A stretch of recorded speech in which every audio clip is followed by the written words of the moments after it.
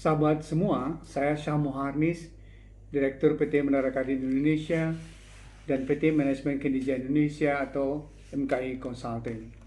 Kali ini saya akan bahas dua strategi yang sangat penting yang harus dilakukan oleh perusahaan maupun karyawan untuk sukses di era digital, yaitu upskilling dan reskilling.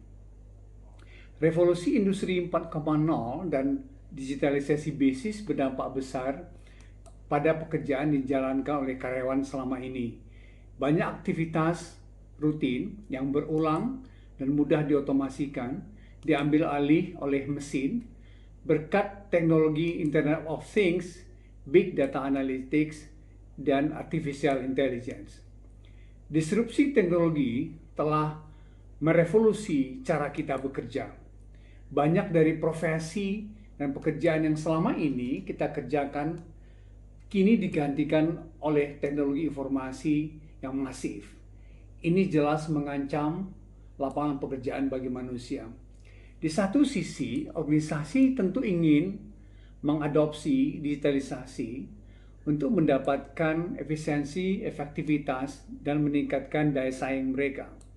Biaya untuk menerapkan digitalisasi juga semakin menurun.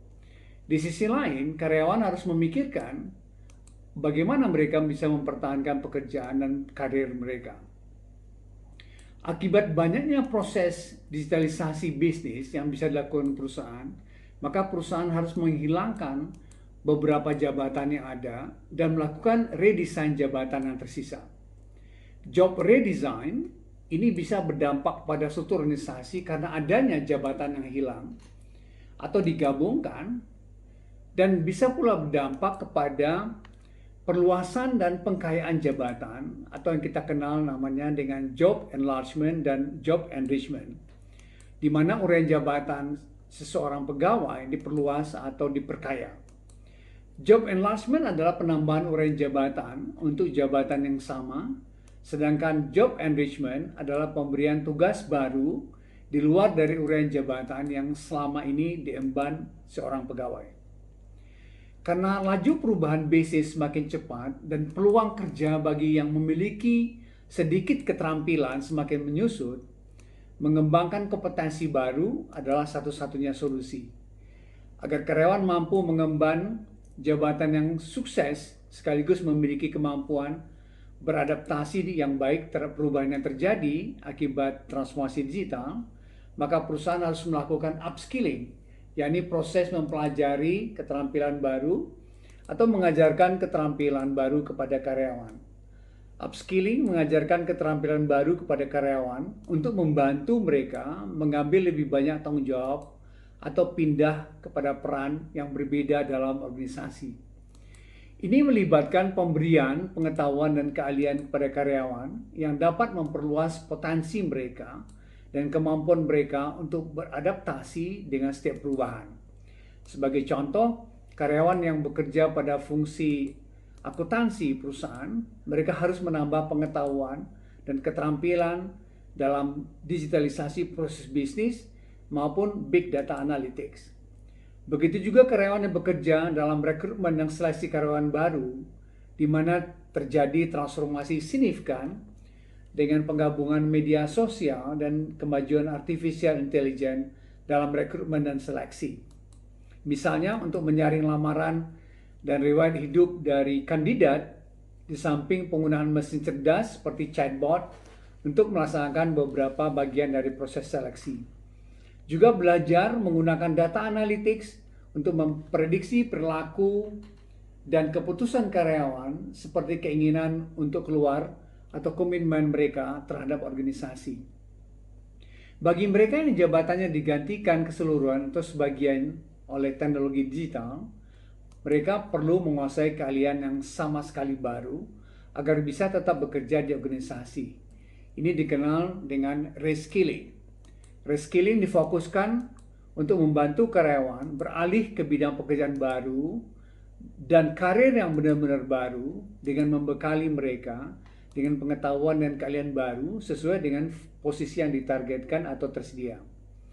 Reskilling juga berarti mempelajari keterampilan baru, tetapi keterampilan baru ini sebagian besar tidak terlalu terkait dengan keterampilan yang dimiliki karyawan saat ini. Tujuan dari reskilling adalah untuk mengambil pekerjaan atau posisi baru yang membutuhkan seperangkat keterampilan baru. Misalnya, kebutuhan tenaga penjualan mungkin mengharuskan perusahaan untuk memindahkan beberapa karyawannya ke dalam peran dukungan penjualan. Jika perusahaan ingin mempertahankan karyawan tertentu, alih-alih melakukan PHK dan mempekerjakan staf penjualan baru, perusahaan bisa memberikan pelatihan pada karyawan yang sudah ada untuk perubahan pekerjaan. Kunci dalam memilih kandidat untuk reskilling adalah memeriksa karyawan yang keahliannya saat ini berhubungan dengan keterampilan yang dibutuhkan untuk posisi baru. Misalnya seorang karyawan spesialis entry data dengan keterampilan teknis yang kuat, perusahaan dapat memilih untuk menjadi kandidat karyawan reskilling dengan peran analis data. Spesialis data entry perlu mempelajari perangkat lunak pelaporan atau SQL untuk mengambil peran baru ini. Namun kekerapan mereka dengan struktur dan penyimpanan database yang diperolehnya saat bekerja sebagai spesialis entry data membantu mereka dalam mempelajari keterampilan baru ini. Reskilling tidak harus selalu tentang rotasi karyawan. Ini juga bisa berarti mempersiapkan karyawan untuk tantangan di masa depan. Contoh dari ini adalah bagaimana Scandinavian Airlines memberikan pelatihan medis kepada staf mereka ketika pandemi pertama kali melanda dunia pada tahun 2020 yang memungkinkan mereka untuk bekerja di sektor perawatan kesehatan. Upskilling dan reskilling merupakan dua strategi penting dalam training dan pengembangan untuk memastikan karyawan tetap kompetitif di tempat kerja dan membantu mereka dalam mengembangkan karir. Manfaat upskilling dan reskilling. Upskilling dan reskilling dapat membawa banyak manfaat bagi perusahaan. Itulah sebabnya banyak perusahaan besar menghabiskan banyak uang untuk program pelatihan. Manfaat pertama dan paling jelas adalah mempersiapkan perusahaan untuk tantangan yang sedang berlangsung dan di masa depan. Selama ini beberapa tahun terakhir, berbagai jenis industri secara global telah menghadapi banyak tantangan, mulai dari otomatisasi, krisis ekonomi, hingga pandemi. Upskilling dan reskilling dapat membangun ketahanan perusahaan karena staf akan lebih dilengkapi dengan keterampilan yang relevan untuk menangani masalah yang muncul. Manfaat kedua dari upskilling dan reskilling adalah menjaga orang-orang yang berharga di perusahaan sambil mempertahankan solidaritas tim. Dalam ini adalah menekan turnover. Alih-alih merekrut karyawan baru, melengkapi karyawan yang ada dengan keterampilan baru, sambil menemukan potensi tersembunyi, membuat motivasi karyawan untuk berprestasi dan berkinerja makin tinggi. Manfaat ketiga adalah menghemat banyak uang. Loh, bukankah perusahaan harus keluar uang banyak untuk pelatihan? Dibandingkan dengan biaya pelatihan, tingkat turnover bisa merugikan perusahaan bahkan lebih. Bahkan menurut data dari builtin.com, kehilangan seorang karyawan diperkirakan merugikan perusahaan 150% sampai 200% dari gaji karyawan. Bayangkan kalau itu terjadi dalam skala massal yang jauh lebih besar. Berinvestasi dalam pelatihan pada akhirnya bisa jauh lebih menghemat biaya dan benar-benar menyelamatkan perusahaan.